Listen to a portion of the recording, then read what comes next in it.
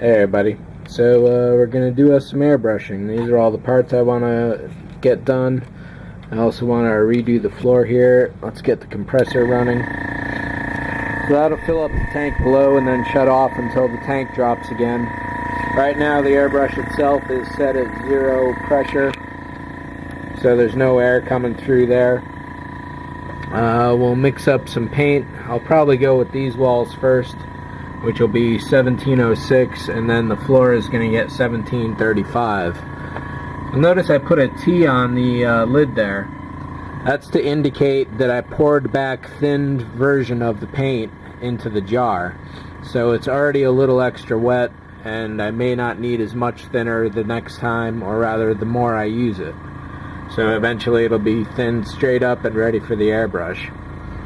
So this should be a few more seconds. We'll definitely need 2 cloths here, one to get really dirty and one to stay dry and clean.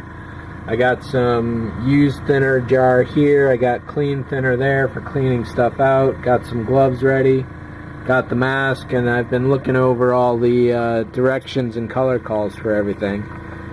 It's not the most clearly spelled out situation here with the colors. You really got to hunt for the ones you're looking for.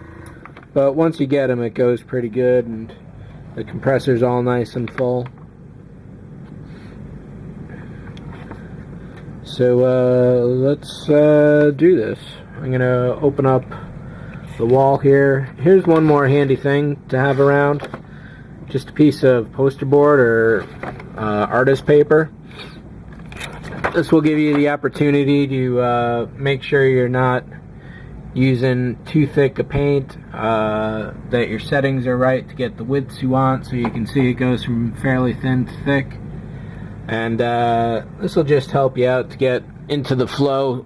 Do a few passes on this and then actually work on your piece itself. So I'll open up the fan here, turn a couple more lights on, and I think we're ready.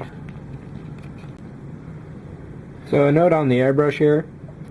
I've currently got the pressure set at 22 psi, which should give a fairly good stream of paint. You can definitely go lower. 15 is probably the lowest you really want to go, and 35 is right around the highest.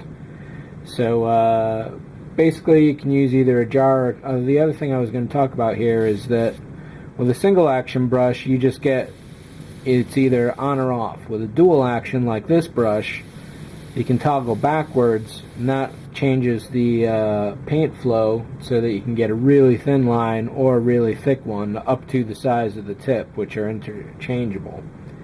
So usually you want to go 50-50 on a paint mix with thinner. I've got a cup for this as well that I often use, but I couldn't quite find it right away. So I think I've given this a pretty good shake up. The other thing you're definitely going to want is some paint sticks. Popsicle sticks work. Sometimes toothpicks, you can get away with those. This is definitely thick, so I'm going to have to shake this up a little while. So give me a minute. Okay, so I poured a little bit of the paint in here after I shook it up for a while. Basically, I'm just going to eyeball this with clean thinner, a little less than half. Model Masters is pretty liquid to begin with.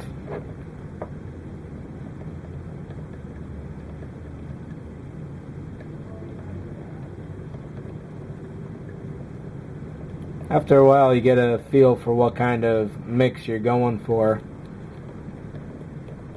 as far as the thickness of the paint versus what you're actually going to paint and how well it flows.